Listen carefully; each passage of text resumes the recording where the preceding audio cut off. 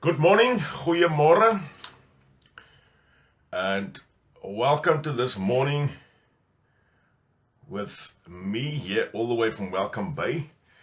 I'm just trying to get Shona on video with me as well, so just give me a second there.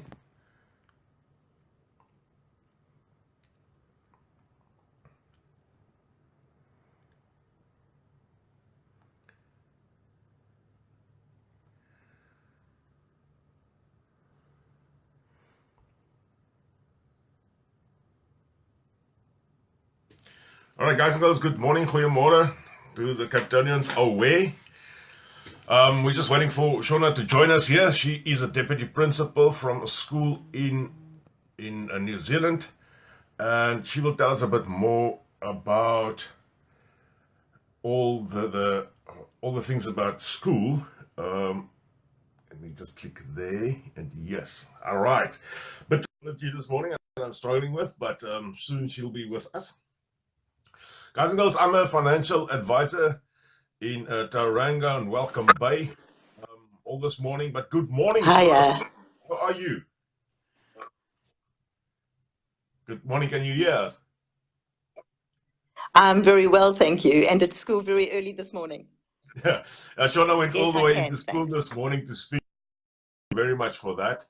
Shona, can we start off, or do you want to tell us something? Pleasure. Okay, I've got a few questions No, regarding. just good evening to everyone in South Africa and good morning to all of those in New Zealand. And I'm actually deputy principal of a college in Auckland, and I have been teaching in New Zealand for 10 years, and I thought I'd never say that, but it is now 10 years. Hey, time flies when you're having fun, eh? So, um, I think there's a bit of a lag between us. Is that right? I can hear you perfectly in real time. Okay, okay. I've got a few questions here, and I think a few people will ask questions as we go on. I'll just stop our chat as they ask questions. But a big thing, and I'm struggling with this, so it could be that I'm just stupid. But what is the difference in deciles between schools, and why is this important? Yes. A decile is actually, first of all, decile means 10. So the decile system goes from decile 1 to 10, and with decile 10 representing the highest economic income earning area, and decile 1 obviously being the lowest income earning area. It is actually not related to the quality of the teachers at all. In fact, Okay. I teach at a decile 1A school in Auckland, and all it means is it is a difference between the earning capacity of the parents. So if you are a very high earner and you are able to afford to live in an expensive area in Auckland, you will find automatically when you search your school's website, it will indicate to you that possibly they are a decile 8, 9, 10. If one is living in a lower income area and you search that school on the internet, you'll see that it will probably be a decile 1, 2, 3, 4. So it is absolutely nothing to do with the quality of the teachers, the curriculum, the school buildings, etc. It is just an indication of the earning capacity of the parents in that particular suburb. In fact, Okay. the decile system is going to be scrapped this year. So we will shortly be moving away from it, but that is exactly what it stands for. All right. That's quite interesting. I didn't know that at all. So you've taught me something now this morning.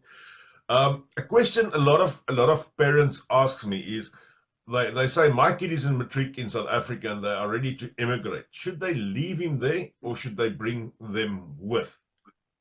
Mm. It is a very personal, it's a very personal choice, I know, but having been here, I would say they should come to New Zealand to actually complete a year 13. So for those in South Africa who don't know, we go from year 1 to year 13, and you are allowed to enter year 13 in the year that you turn 19. So if you are 18 and your birthday, you turn 19 in June, you are allowed to enter year 13 in New Zealand in that year that you turn 19.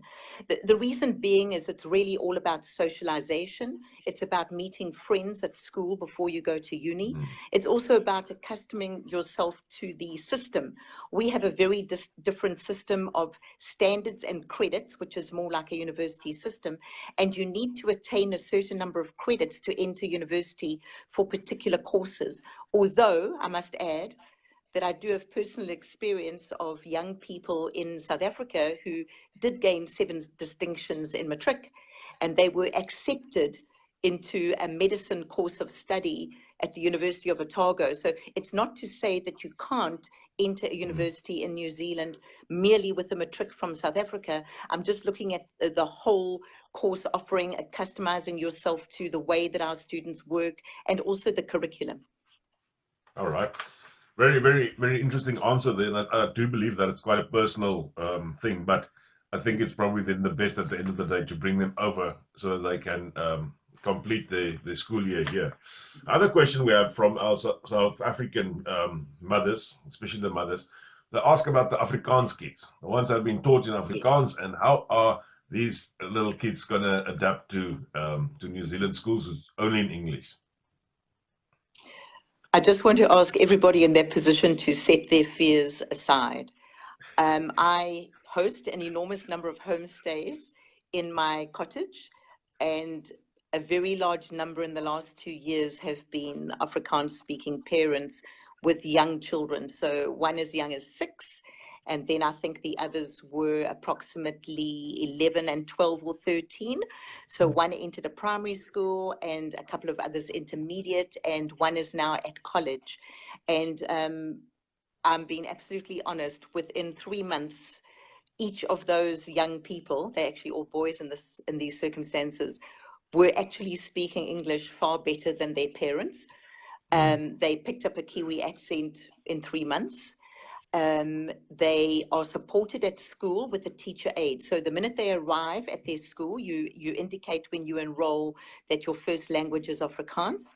The school becomes aware of that. Your children are assessed for English speaking, and then there is support at school, and teacher aides are provided for your students. So it might be only 1 hour a week. It may be 2 hours a week when that teacher aide will work with your child on their own to support them with English. And I have to add that I've never ever really found a negative case where the student did not pick it up. All the teachers have said, we'll work with you and alongside you. And before long, those young people are honestly speaking English, as I said, better than their parents. And their parents are very surprised. Can you give us a bit of indication of school fees and sport in school? So school fees in New Zealand are actually optional, or we actually call it a donation. And it means it doesn't have to be paid, but they are very, very low if you compare them to South African fees. And I would urge everyone to pay for them, because schools rely on the additional funds, obviously, for the extras for your children. So depending on the decile school, you may find that your fees in a primary school are only $60 a year. And then you may find that they are $150. But the largest decile 10 schools in Auckland, for example, are charging no more than $800 odd a year. So it can range from literally less than 100 to 800. It does increase for college as opposed to intermediate and primary. But if you consider that $800 is less than 8,000 Rand, and it's for the year, for most parents coming from South Africa, they would find that extremely low. There are schools in New Zealand that are actually fees free. And my school is one of those, and that is because the government has pledged to support those schools with additional funding next year of $150 per student. Most of those schools, however, sit in the decile 1 to 3 band, where in fact a donation will not be asked for. But in a primary school, $60 upwards, and in a very, very senior college, decile 10, I would say no more than $850 for the year. Okay. Quick question that somebody asked on while we were talking. How to determine in what grade a child will be placed at the end of the day? The child coming from South Africa, how do you guys decide where this child must go? So in New Zealand, we actually place children according to age, not according to the grade they've just exited from South Africa. So when your child turns 5, they may move into big school, and I'm just using that term because I know South Africa uses that, and we call it new entrant. So at the day your child turns 5, in fact, on their birthday in New Zealand, we celebrate that birthday by moving them into big school as a new entrant. So it's actually not year 1, it's maybe more equivalent to grade R for parents in South Africa, and your child will be prepared for big school in that new entrant class. If your child's birthday is in the second half of the year and they turn 5, they will actually go into the new entrant class with a specially selected teacher who literally starts them from scratch. But if your child turns 5 in February or March of the following year, they will actually put them immediately into year 1. So at the age of 5 or 6, your child will be in year 1. Either you sent them to new entrant when they turned 5, or you sent them straight to year 1 in January of the following year. As long as your child has entered year 1 when they are 6, that is the law, but they may enter at age 5. And then we go on for 13 years. So just to give you an example, because I'm in a college, if your child is currently in grade 10 in South Africa, you would possibly go into year 11 in New Zealand. Because we go from year 1 to year 13, we would put you 1 up. Now, it's not really putting you 1 up because the students are still 15 or 16 years of age. So you're actually placed according to your age. So matric in South Africa is really year 13 in New Zealand, and grade 11 in in South Africa is really year 12 in New Zealand, and so on and so forth. So at the age of 5, you can enter new entrant and you go into year 1. At the age of 6, you're actually in year 2, whereas in South Africa, you might be in grade 1. So I generally tell parents just to add 1 onto their grade level to get a year level. All right. You spoke about teacher aides that can help the kids up to an hour per week per day. Is this a free service on the school side? It's absolutely free, provided by the Ministry of Education, and it is accorded to all students for whom English is not their first language. So at my school, essentially, I have Samoan, Cook Island, Tongan. All those students are supported with teacher aides. Then, of course, we go through the various Asian languages, and all those students are supported with a teacher aide, plus those students who speak Afrikaans. So it is a free service offered in New Zealand for all immigrants and refugees. All right. And in New Zealand, but year 13 is not called matric. No, it's called year 13. Okay. It's interesting to see that schools in New Zealand's got a quite a mixed bag of kids going there. So kids are really, can I say, opened up to much more cultures here than in New Zealand or in South Africa. And something that you said about Afrikaans kids, I would say within the first 3 months, those Afrikaans kids, they rule the neighborhood, and they're way more English than their parents. So a lot of that fears is ungrounded. But what about the kid that is drawn back, that doesn't adapt well? You hear a lot of stories about bullying and this type of things. Can you tell us a bit more about that?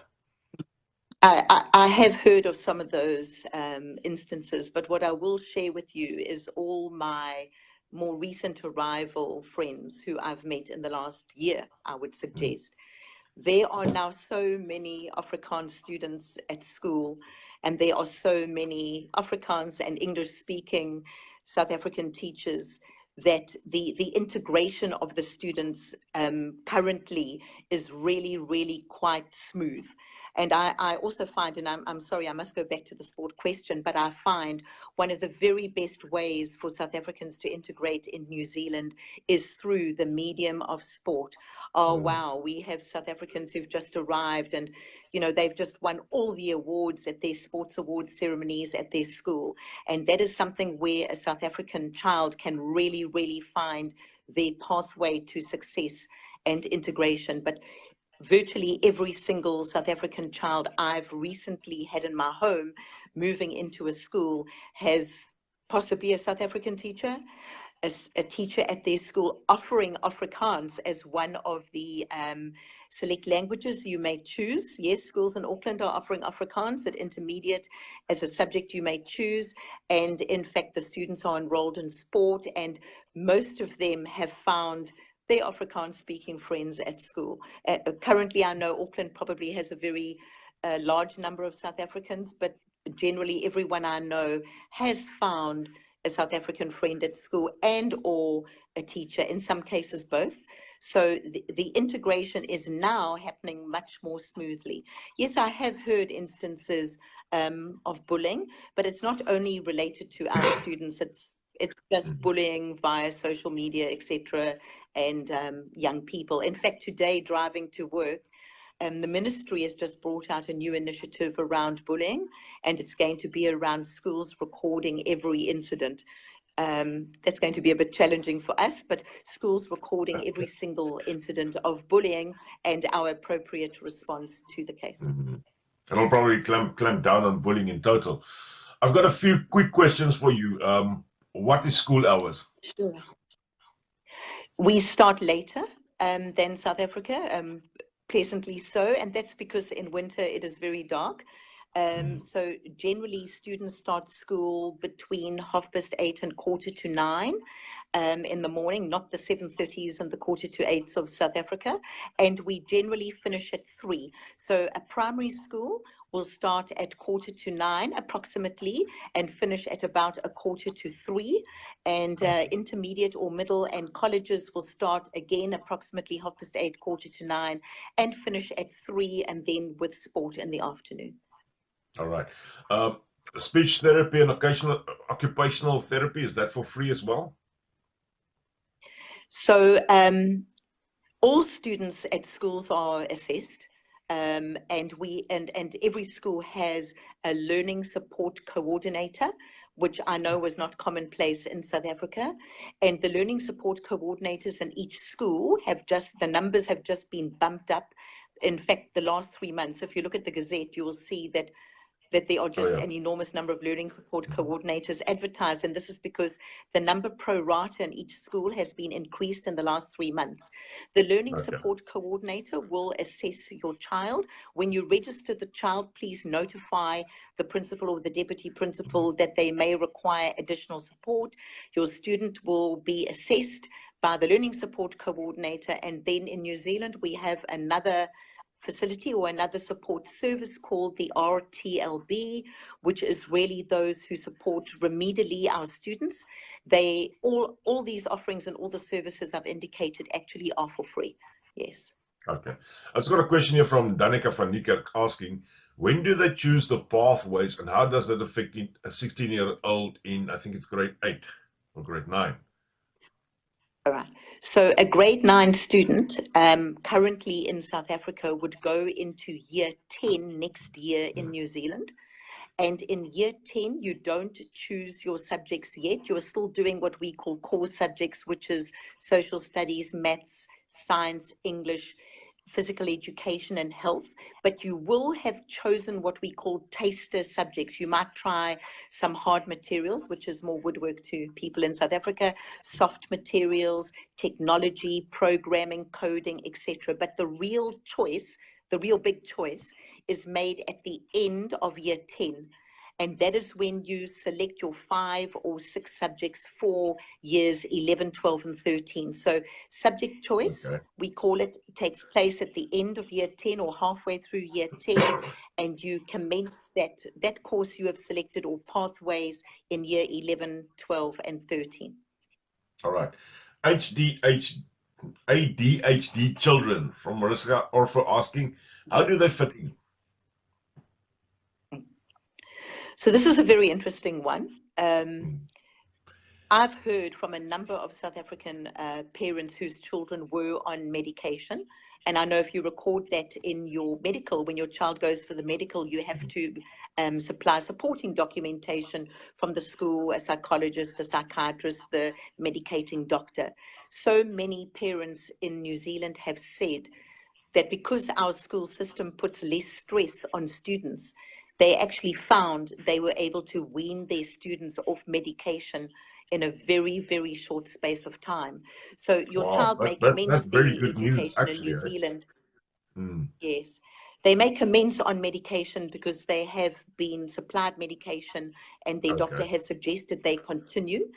But I have heard of so many students who actually no longer require it after a period of time. So every student is unique, but in fact the trend is downward. And there is, in New Zealand, honestly, there is much less stress on students at school. It's not because we get lower results, because we're very highly ranked in the OECD. Okay. It's just that our schooling system is different, and I would suggest more tailored for the individual student. All right. Anything else you want to tell us? I've got a question. I don't know if you want to answer this one. Is there religion in schools? Okay, so let me go through this. Schools in New Zealand are secular. Schools in Okay. New Zealand are secular, so we are not allowed to push any one religion, and that goes for all religions because Mm. New Zealand is very multicultural. Oh, All yeah. right. It just happens, yes, it just happens that in my school, Christianity, so to speak, is actually probably the majority religion, not the only one, but the majority. And then, of course, we have we have to take into consideration the Maori students. So generally, if we have religion, it's not one religion, it would be a general, what we call a karakia, which is actually a prayer which is suitable for all religions, for example, to start the school day or to end the school day. So each school actually selects what is appropriate. But there are state integrated Christian schools in New Zealand. Yeah. And you can elect to send your students to those schools. So what I did is, before we commenced this morning, I thought, let me look at those school fees. So a a state integrated school or special character school, for example, a religious school, and you may want to send your students there. There are a host all over the country. Charge on average between $1,500 and $2,000 a year school fees, which is not a lot. So Yeah. obviously more than a state school, being possibly in the region of topping 800, but up to 2,000. So if you are really, really wishing for your student, for example, to go to a Christian school, and there are a very large number in New Zealand, you may elect to seek out one of those schools. You don't have to be in zone. You just have to be of the special character. So, for example, Okay. Catholic. Okay. Then you may elect to pay the school fees. They're not onerous and they're actually not a lot. But schooling in New Zealand in a state school is actually secular, and there is no favoritism or selected religion because children are of all religions. That's right. Carla de Klerk asked this morning, please explain the learn through play. She says her child is in year 4. Yes. They don't understand what they are learning. So essentially, students in New Zealand, especially when they are younger, they learn through what we call educational games and activities. And I've spoken, in fact, my personal assistant has a daughter in year 2 in New Zealand, and she is South African. And I wanted to just get a bigger grip on this. And she said what her child has learned through educational games and activities as opposed to direct learning is absolutely and utterly amazing. She can actually quote, for example, volcano names from volcanoes around the world merely through activities that involve volcanoes. And I know a number of South African parents have said, my child gets no homework, and they view that, because of our South African view, they view that that is not a good thing. But in New Zealand, your child is at school from 9:15 to 2:45 or 3 o'clock. So in most schools, most of the learning takes place at school through a variety of activities. So it's not only learning through play, there will also be formal education, but it will be a mixture of activities and types of engagement with the student to actually get them interested in a topic. And in New Zealand, most work is thematic. And so it does occur in primary school that most children are learning through themes, quarterly or monthly or weekly, and that they are engaging with those themes through a variety of activities. I just don't want parents to think it's all play and no work. It actually isn't. Yeah. And it is a very constructive and very successful method of teaching. All right. What about special needs kids? Is there a special school for them, or? So again, this is something that will be assessed upon arrival by the relevant services. So generally in New Zealand, we have an integrated approach whereby through teacher aides and our RTLBs, we support students in mainstream education. But yes, we do have special schools where students with much, much higher learning needs are accommodated. Again, it's for free, and that will all be assessed upon arrival. So you just need to notify the principal again at your school when you have your interview of the needs of your student. But generally in New Zealand, all general medium nature needs are actually managed within the mainstream environment. And that is because we are fortunate enough to have teacher aides and an RTLB service, which is free. Okay. We're nearly ending our half an hour that we've got. Herman Meyer, I think his kids asked him this question. How much break time do the kids get? So we start approximately 9:15, and we call our first break interval. And interval is approximately 20 or 25 minutes. And then lunch is depending on the school. So there's some schools that offer a meal. So lunch would be anywhere between 45 minutes and an hour. It is actually very generous, and that's because we generally finish at 3 o'clock in the afternoon. All right. And then they've got the whole of January. There's no school, am I right? Sorry? The whole of January is break time. There's no school then? Yes, that's right. So because our summer is delayed, we actually finished term 4 around about the 16th of December. More or less, it will be a Thursday or a Friday of that week. And normally we commence the 1st or 2nd of February. And if you are a senior school student, you may be asked by your school to come in at the end of January to confirm your subjects and your courses.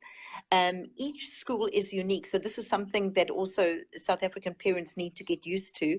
In South Africa, each province has its own holidays, and you all follow exactly the same dates. But in New Zealand, each school selects their own. So your child may start at a school 3 days earlier than another, but then you will finish 3 days earlier at the end of the year. And in fact, some schools elect to have midterm breaks in New Zealand, and other schools don't. So in New Zealand, each school actually has unique holidays, and it's not dependent on North Island or South Island or state integrated or state school. But yes, generally we only start the either the last week of January, selecting your subjects or confirming your course, or for primary school students, the 1st or 2nd day of February. All right. Listen, that's our time this morning. I want to say thank you very much for helping us out here. It's a If there's pleasure. a lot more questions in the long run, I'll ask you to come in again, pop on the show for us. So, yeah, it's time for you to go to school and go and teach those kids. Thanks a lot for everything you're doing for us. Pleasure, Jan, and it's a pleasure, and I'm quite happy to do it again, and come back to those who have further questions. No, Thank thanks you very a lot. much. All right. Guys and girls, that's me, young Viljoen, all the way from Welcome Bay in Tauranga. This morning we had a deputy principal with us. Thanks a lot again for that. A half hour has come and gone, and so all that remains is to say stay safe, stay well, and on the flip side, we are packing away those flags after what happened the past weekend. But that's still a sore point. Yeah. So thanks a lot.